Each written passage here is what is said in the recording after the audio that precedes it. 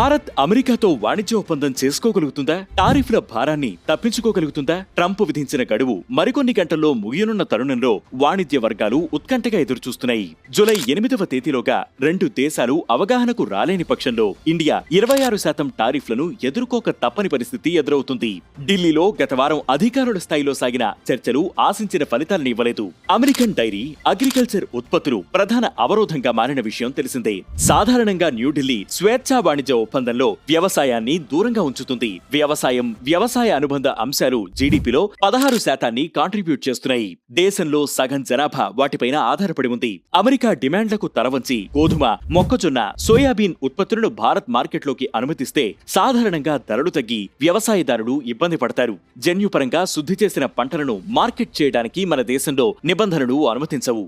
ఆహార భద్రతకు, గ్రామీణుల జీవనాన్ని భంగం కలిగించే రీతిలో ఒప్పందాలు చేసుకోవడానికి భారత్ సిద్ధంగా లేదు. భారత వాణిజ్య శాఖ మంత్రి పీయూష్ గోయల్ ఇదే మాట చెప్పారు. దేశ ఆసక్తులు, రైతుల ప్రయోజనాలే మాకు ముఖ్యం అని ప్రకటించారు. దీంతో వ్యవసాయ ఉత్పత్తులు, డైరీ అంశాల్లో ప్రతిష్టంభన తొలగే అవకాశం కనిపించడం లేదు. అదీ కాకుండా అమెరికా డిమాండ్లకు తలొకితే ఇతర దేశాలకు కూడా సుంకాలు తగ్గించవలసిన పరిస్థితి వస్తుందని అధికారులు చెబుతున్నారు. ఆటోమొబైల్లు, విస్కీతో పాటు అమెరికా ఎగుమతి చేసే ఆపిల్స్, పీనట్స్ పైన భారత్ సుంకాలు తగ్గిస్తోంది. తాము ఎగుమతి చేస్తున్న ఫుట్వేర్, గార్మెంట్స్, లెదర్ వస్తువుల్లో రాయితీ ఇవ్వాలని కోరుతోంది. తాము బేస్లెస్ గా విధించిన 10% సుంకాలను మినహాయించడానికి అమెరికా ససేమిరా అంటోంది. అంటే జీరో టారిఫ్ పాలసీ లేదన్నమాట. దాంతో పాటు ఐరన్, స్టీలు ఉత్పత్తులపై 50%, ఆటోమొబైళ్లపైన 25% సెక్టారల్ టారిఫ్లు విధిస్తామని అమెరికా సూచనప్రాయంగా తెలియజేసింది. బేసిక్ టారిఫ్ 10%కి బదులుగా 6 నుంచి 7% ఉండేటట్టుగా చేసి మిగతాది వినియోగదారుడిపైన పెడితే అంత భారం ఉండదని వాణిజ్య వర్గాలు, ఎగుమతిదారులు ప్రయత్నాలు చేస్తున్నాయి. ఈ సుదీర్ఘ వాతావరణంలో ట్రంప్ ఆసక్తికరమైన ప్రకటన చేశారు.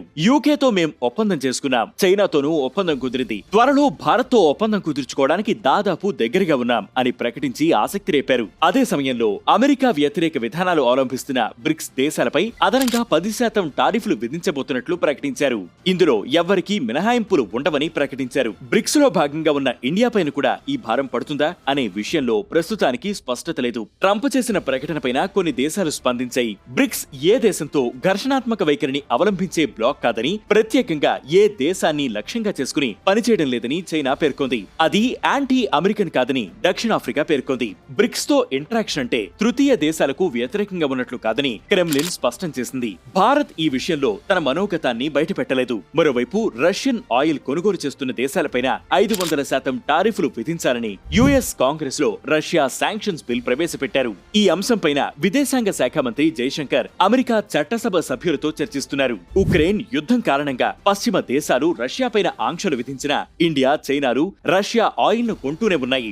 మధ్యప్రాచ్యంలో పరిస్థితులు ఇతర కారణాల వల్ల భారత్ 40 నుంచి 44% క్రూడ్ ఆయిల్ ను రష్యా నుంచే కొంటోంది. గత 2 ఏళ్లతో పోలిస్తే జూన్ లో అత్యధికంగా రోజుకు 2 నుంచి 2.2 మిలియన్ బ్యారెళ్ల ఆయిల్ కొనుగోలు చేసింది. కాబట్టి ఆ బిల్లును అమెరికా అమలు చేస్తే భరించడం భారత్ కు కష్టం అవుతుంది. దీనికి కూడా వాణిజ్య ఒప్పందమే పరిష్కారం. సాధ్యమైనంత మెరుగైన ఒప్పందం కుదుర్చుకోవడానికి ప్రయత్నిస్తున్నామని యుఎస్ ట్రేడ్ రిప్రజెంటేటివ్ వాణిజ్య మంత్రి హోవర్డ్ లుత్నిక్ చెబుతున్నారు. అధ్యక్షుడు ట్రంప్ దే తుది నిర్ణయమని సంకేతాలు ఇస్తున్నారు. మరి ట్రంప్ దిగొస్తారా? ఫక్తు వ్యాపారస్తులుగా వ్యవహరించి భారత్ పై సుంకాల భారం విధిస్తారా అనేది వేచి చూడాలి.